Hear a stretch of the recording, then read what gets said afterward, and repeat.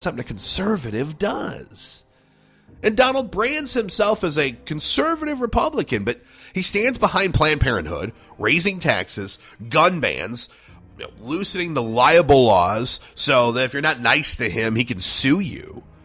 I mean, whether you're conservative or not, does that sound like the beliefs of a conservative? And look, as a father, as a husband, as a man, I don't expect a politician to be a shining example of decency and morality, or to be a role model. However, don't you want a president who seems to be a decent human being? I mean, look, I don't have to have a beer with them, but how you treat people is a true showing of one's character. And not just the people you're supposed to be nice to, or have to be nice to for now. Look, anybody can kiss up every once in a while if they need to, but how does one treat the lady at the gas station? Or the guy who takes your order going through the drive-thru on a lunch break? When no one's looking, how do you treat people? And look, as a father of 4 children, I'd love my children to be successful like Donald Trump. But if that comes at the expense of being like the kind of person Donald Trump is, no thank you. I mean, Donald Trump says he's a Christian, but when asked if he's ever had to ask for forgiveness, not something I've ever had to really do because I don't do things wrong. I live my life really good. I know of atheists who have asked for forgiveness. And this is a man of virtue? I mean, if you're being honest with yourself, Donald Trump is not a person you should emulate yourself after, nor should you ever want your kids to be that way. And while 30% of Americans truly support Donald Trump, that leaves 70% who don't. And let's be honest, most politicians aren't likable. But Trump really raises that bar. He's looked at unfavorably by 67% of Americans, a number that is higher than any president or candidate for president ever. Even in the everyone hates George W. Bush phase in America, he wasn't looked at 67% unfavorably. And this guy isn't even president yet. 77% of Hispanics look at him unfavorably, the highest number ever among any candidate. But can you blame Hispanics? He calls them rapists and drug dealers. 7 out of 10 women, 70% of women, look at him unfavorably. But can you blame women? He calls them bimbos and fat pigs. It'd make sense that Democrats look at him unfavorably, but more than half of independents and over 30% of Republicans look at him unfavorably. This spells an absolute disaster in the general election. So for those of you who are saying, yeah, but we got to beat Hillary and he can do it. Not with those numbers. And think about it. Can you imagine from July to November the skeletons that will come out of the closet that the media just so happened to stumble upon? Well, we didn't know that about Donald until now. That's weird. Hey, check this out, America. It will be a bloodbath. It will certainly give the election to Hillary Clinton in a landslide.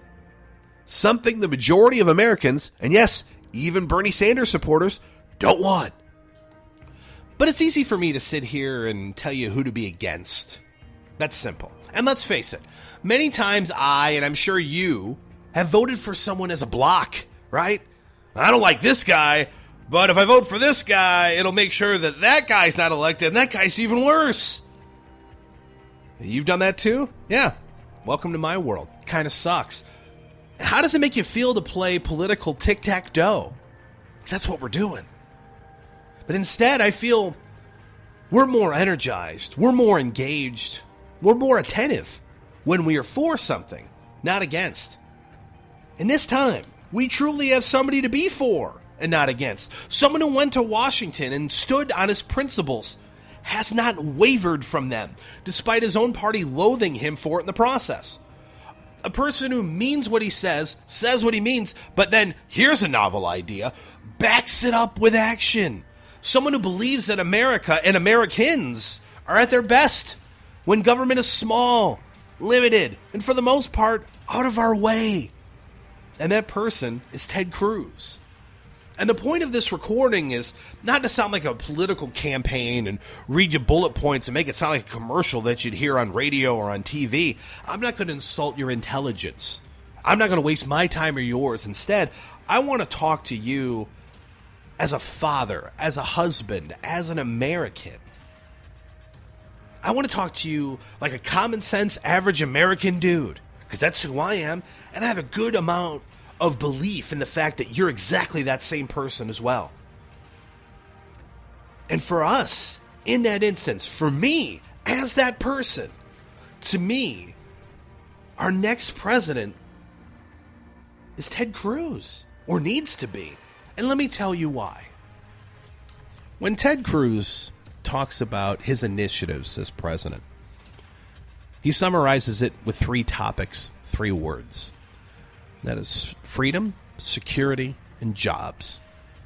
And I want to discuss jobs with you. Because like I said before earlier, we are a nation that has the largest taxes in the world.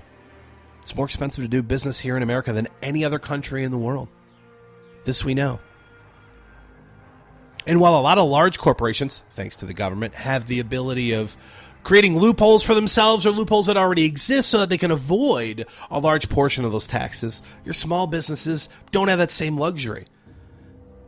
And the American workforce is made up of people that are employed by small businesses at a percentage of 70%. Yeah, 7 out of 10 people here in America who have a job work for a small business. And what are these taxes doing to them? But not just taxes. But what are regulations doing to small businesses? What are EPA standards doing to small businesses and to farmers? What is Obamacare doing to small businesses? It's crushing them. Absolutely crushing them. And let's look at what Ted Cruz has in store that I think will have a tremendous impact on our businesses here in our community and across the country.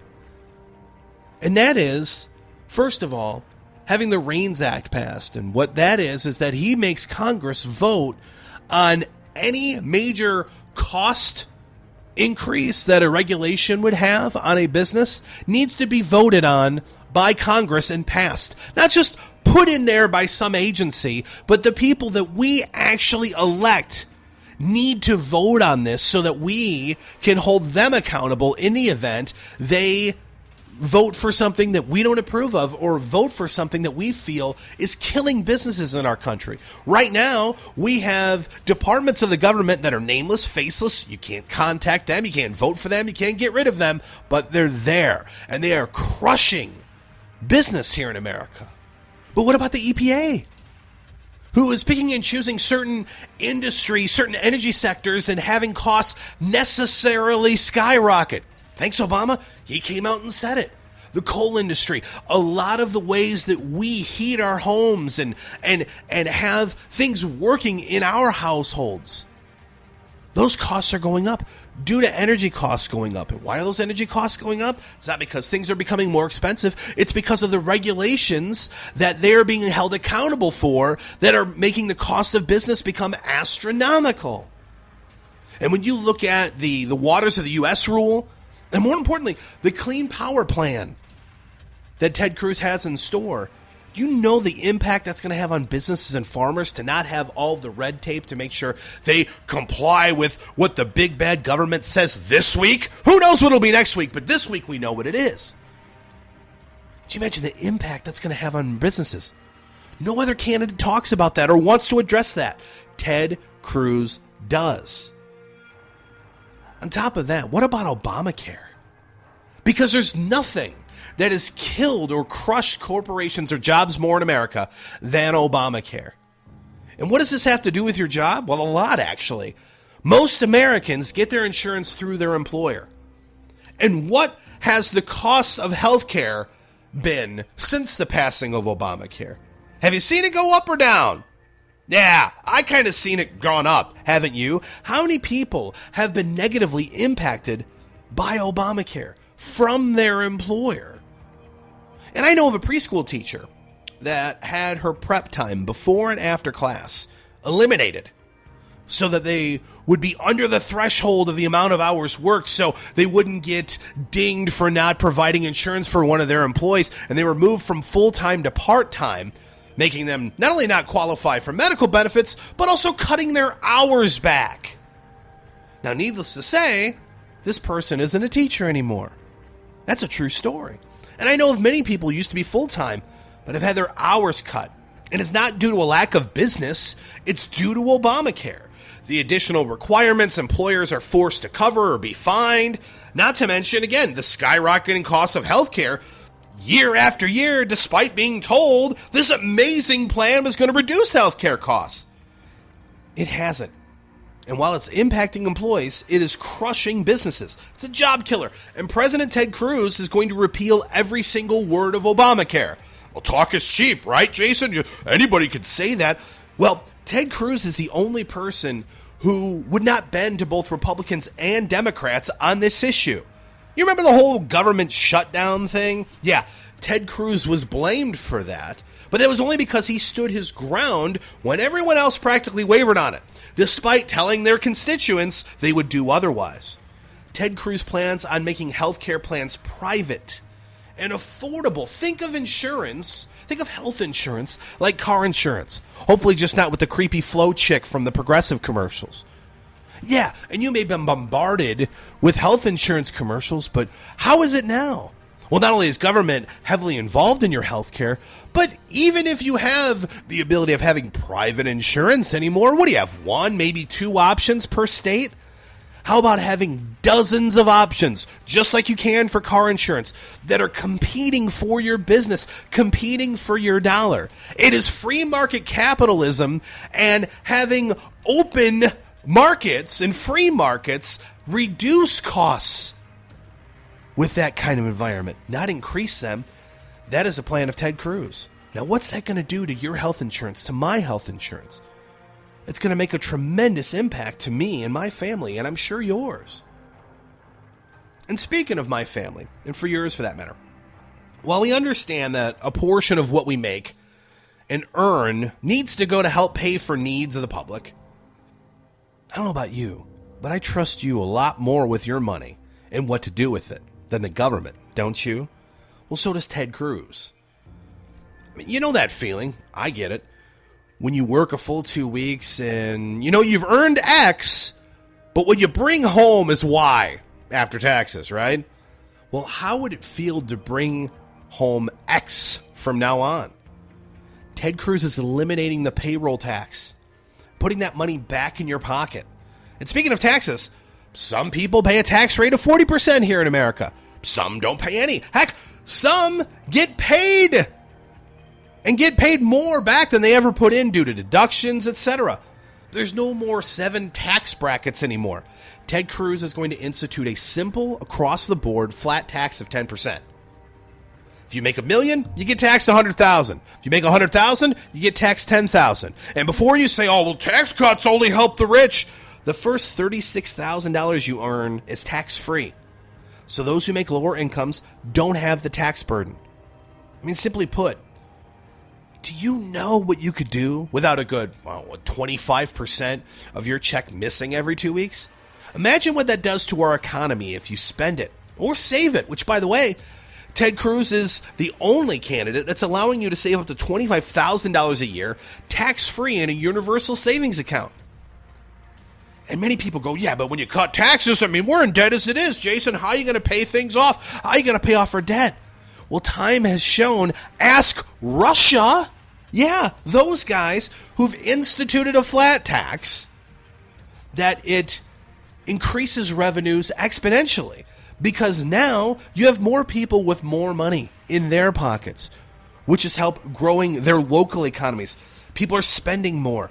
Plus, there's no more write-offs for car mileage or oil changes or putting energy-efficient light bulbs in your house. No more write-offs, no more loopholes for everyone across the board. That's jobs. Now let's talk security. I also know, as a father, how scared I am when I take a step back and look at the world we're living in. We have radical Islamic terrorism. Yeah, I said it. Threatening to kill Americans and our allies all around the world. Do we even know who our allies are anymore? We've spent the last 8 years doing everything we can to distance ourselves away from allies like Britain and Israel, and done everything we can to be chummy with Iran, whose leaders are developing nuclear weapons to destroy us and our allies, and whose people chant death to America. I am tired of emboldening their strategy and ideology by appeasement.